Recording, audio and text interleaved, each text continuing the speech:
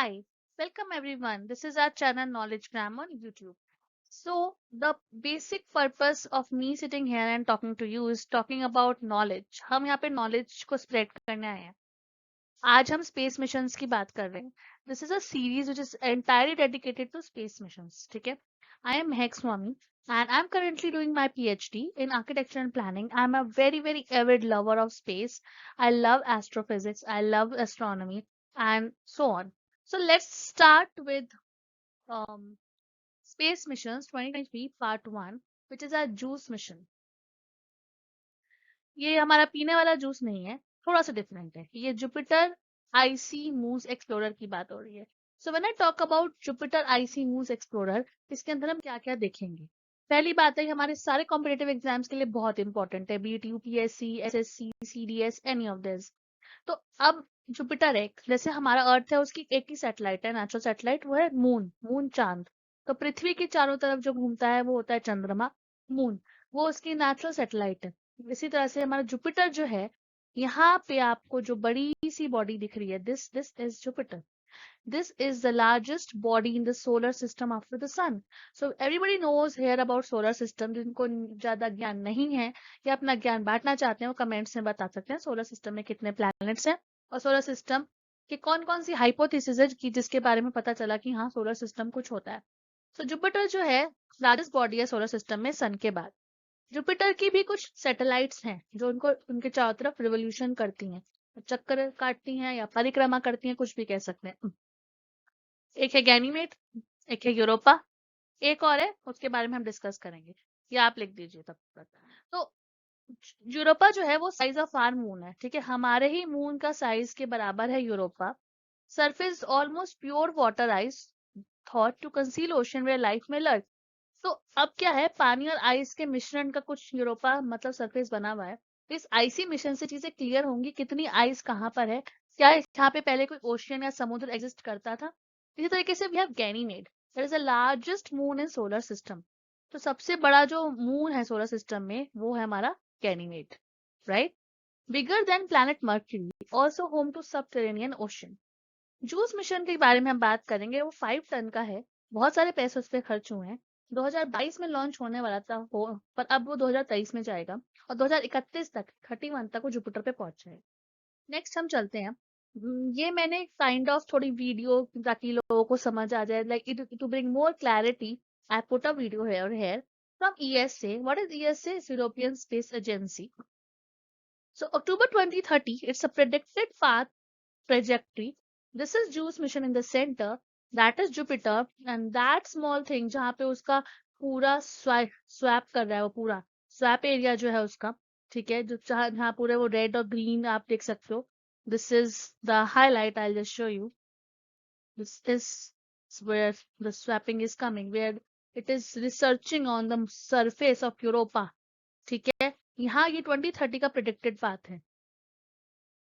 So in April, the European Space Agency is set to launch a Jupiter Icy Moons Explorer in what will be Europe's first dedicated robotic mission to Jupiter.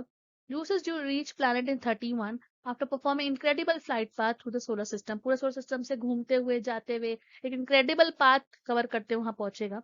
The mission will enter into orbit around Jupiter and perform numerous flybys of its large icy moons Europa, Ganymede, and third जो मैं बोल रही थी Callisto.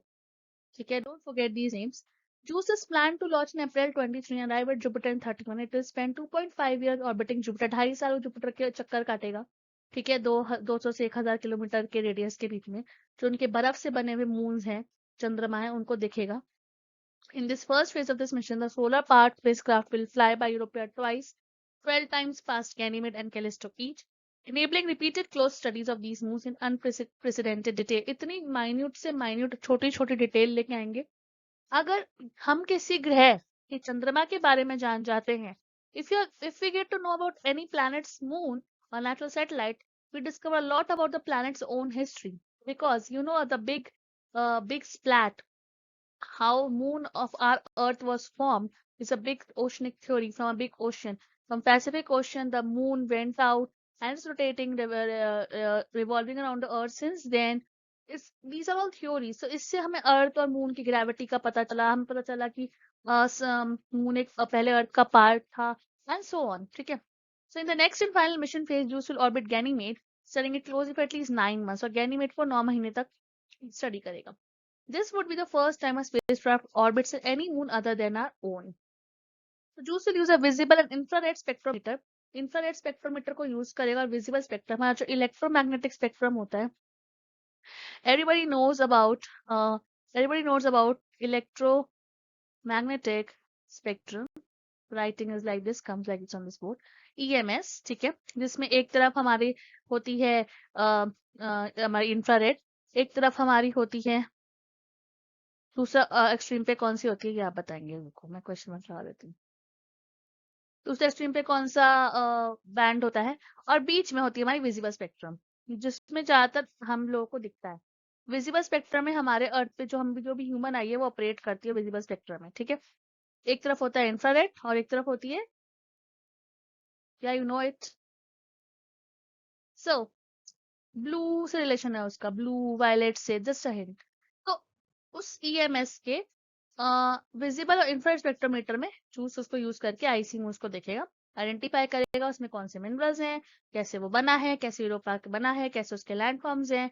So a lot about geography, a lot about geology, a lot about topography. फिर उसकी बात building blocks of life, organic, a lot about chemistry, a lot of life sciences. Habitable है कि नहीं है, रहने लायक है वो जगह की नहीं. NASA's Hubble telescope observed hints of water vapor in Ganymede's exosphere, thin atmosphere and water plumes.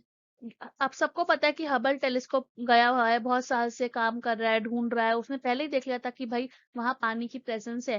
जैसे सब मार्स के पीछे लगा हुए हैं, water on Mars, water on moon. जैसे चंद्रयान ने पानी ढूंढा था मून पे, उसकी प्रेजेंस पहली बार कंफर्म करी थी, वो चंद्रयान था. इस तरीके से यहाँ पे जो है जूस का ये काम रहेगा कि गैनीमेड के एक्सोस्फीयर में, एक्सोस्फीयर जो उसका थिन एटमॉस्फेयर है, उसमें पानी या जो भी वाटर प्लूम्स यूरोपा से निकल रहे हैं उस पर कंफर्मेशन देखिए ऐसा है कि नहीं है. तो JUICE ultraviolet spectrometer and charge particle detector can confirm such activities on the moon exosphere by identifying their molecule. I think ये हमारा जूस के बारे में था, that is Jupiter's Icy Moon Explorer mission. ये बहुत इंपॉर्टेंट था. Just to start with the space mission I took this so that सबको जो एकदम जो स्पेस को नहीं भी जानते हैं, जिनको नहीं भी पसंद है, जिनको ऐसा लगता है बहुत सारा साइंस है, उनको भी थोड़ा इजी वे में समझ आ जाए. So I think that's all for today. And before going that I just go through the main points. That is, the Italian Space Agency and NASA are providing JUICE radar that can penetrate the surface of the icy moons as deep as 9 kilometers. तो वो 9 kilometers तक penetrate करके देखेंगे कि icy moons के अंदर क्या है, उनके structures को पता लगाएंगे, the internal structures. JUICE will also measure the gravity fields of the icy moons.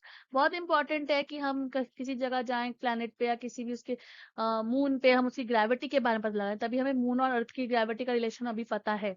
As JUICE passes over denser and rarer regions of the moons, the spacecraft's position and velocity will be impacted by the change. अब आपको पता है gravity की वजह से ही spacecraft का position, उसकी velocity सब डिपेंड करते हैं. इससे मुझे बात याद आई, एक चीज होती है E.V,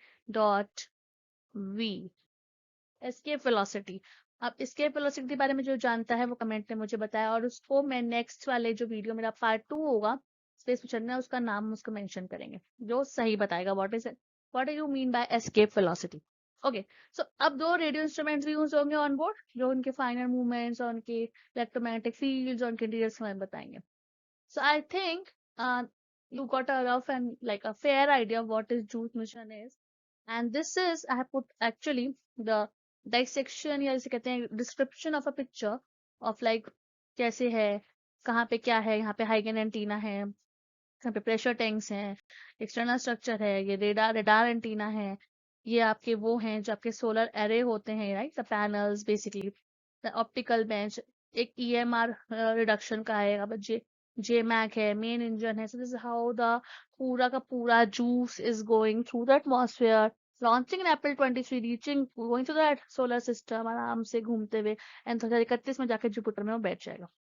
This was all for today, and really thanks again for watching and tuning to our KnowledgeGram on YouTube.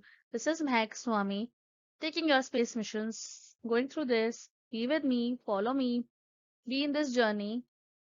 Thank you so much. Yeah, good night.